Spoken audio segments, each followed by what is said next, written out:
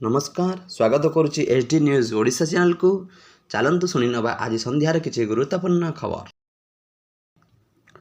माटी मिसेब Pakistan 2500 kilometre range 150 kilometre उच्चतार मिसाइल को पाउंस कर भारतर सुदर्शन चक्र। ओडिशार क्षेपणास्त्र घाटी चांदबाली में समन्वित वायु प्रतिरक्षा अस्त्र प्रणाली प्रथम उड़ाण परीक्षण सफलतापूर्वक समाप्त होइछि। प्रतिरक्षा मंत्री राजनाथ सिंह प्रतिरक्षा गवेषणा और विकास संगठन और स्वतंत्र बाहिनीर विकासकारी मानू उड़ाण परीक्षण पर अभिनंदन जनाइछन्ति। परवर्ती खबर। अंत्योदय गृह योजना बढ़िला प्रोत्साहन राशि प्रदान अवधि 6 मासरे घर सारिले 20,000। अंत्योदय गृह योजनार प्रोत्साहन राशि प्रदान नियम आंशिक बदलिछि। पूर्व 4 मासरे घर सारिले 20,000 टंका मिलुथिला। एणिकी 4 मास बदल 6 मासरे घर निर्माण सारिले भी 20,000 टंकार प्रोत्साहन राशि दिज्व। से 6 मास बदल 8 मासर घर सारिले 10,000 टंकार प्रोत्साहन राशि मिलिबो बोली पंचायत राज विभाग विज्ञप्ति प्रकाश पाई। परवर्ती खबर। जियो पर एयरटेल झटका बंद है सबुठू सस्ता प्लान।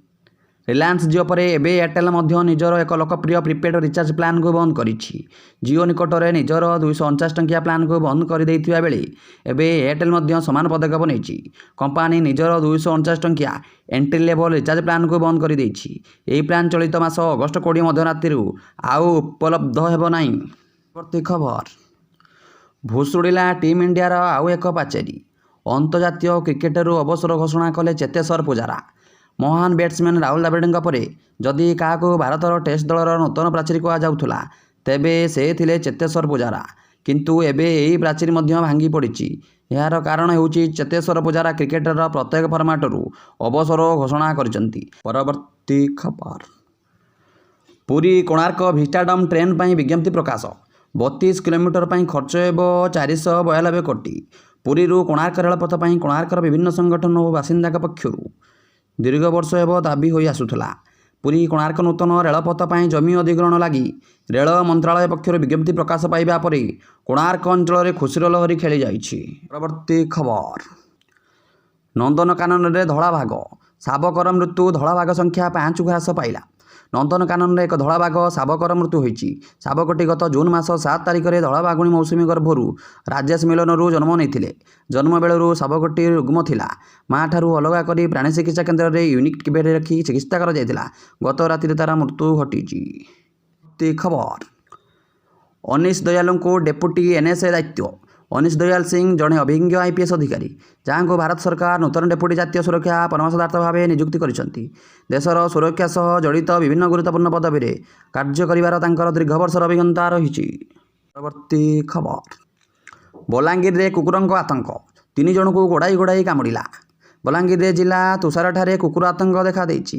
एक पागला कुकुर आक्रमण में 3 जन गुरुतर होइछन्ति। जड़े गुरुतर बलांगीर भीमभोई मेडिकल कॉलेज और हॉस्पिटल को अणाई भर्ती करा जाइछि। 2 जन तुषारा हॉस्पिटल चिकित्सित होउछन्ति। आगुरु तुषारा निकटस्थ जिंचेड गाँव में कुकुर आक्रमण में 2 जन जीवन चली जाइथिला। परवर्ती खबर। 3टी देश 54टी मैच ओडीआई विश्वकप 2027 बड़ घोषणा। एठारे खेला मैच 2027 अनुष्ठित होगा मैच आईसीसी पुरुष क्रिकेट विश्वकप यार प्रस्तुति आरंभ कर सारी। यह टूर्नामेंट दक्षिण आफ्रिका जिम्बाब्वे और नाम्बिया द्वारा मिलित भाव में आयोजित हो। क्रिकेट दक्षिण आफ्रिका यह मेगा इवेंट पर मनोनीत स्टाडियम घोषणा करिछि जेउथिरे मोट 54टी मैच खेला। परवर्ती खबर। वर्षा ऋतु में थंडा ज्वर भय अणायत कलाणी H1N1 H3N2 भूताणु। वर्षा ऋतु में ज्वर आ थंडा भय राज्य में अणायत कलाणी H1N1 और H3N2 भूताणु संक्रमण। घरे घरे संक्रमणर प्रभाव देखा मिली। ज्वर सांग को कंपरे थरुचंती। हॉस्पिटल संक्रमित भिड़ जमुची। संक्रमित ज्वर भल होगा 5 ରୁ 7 दिन समय लगे। जदि आपण लेटेस्ट न्यूज़ जानिबा पई चाहुचंदी दयाकरी चैनल को सब्सक्राइब करंतु।